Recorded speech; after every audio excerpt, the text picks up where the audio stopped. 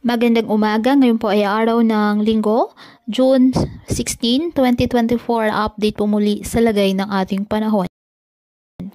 Ayon po sa Pag-asa, sa kasalukuyan umiiral at nakakaapekto ang southwest monsoon o hanging habagat sa western section ng Southern Luzon at Visayas. Samantala, wala pong bagyo o low pressure area na minomonitor sa loob ng ating Philippine Area of Responsibility na maaaring makaapekto sa lagay ng ating panahon.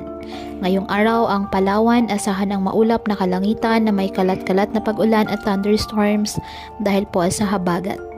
Ang Western Visayas at nalalabing bahagi ng Mimaropa, bahagyang maulap hanggang sa maulap na kalangitan with isolated rain showers or thunderstorms dahil pa rin po sa nasabing habagat. At ang Metro Manila at nalalabing bahagi ng ating bansa, apektado ng mga localized thunderstorms. Kaya posible pa rin po dyan ang mga panandaliang buhos ng ulan.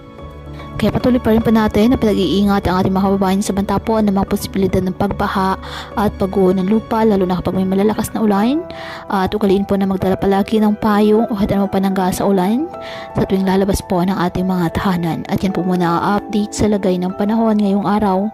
Muli patuloy po tayo na mag-ingat at palaging tandaan, God loves you. Stay safe and God bless.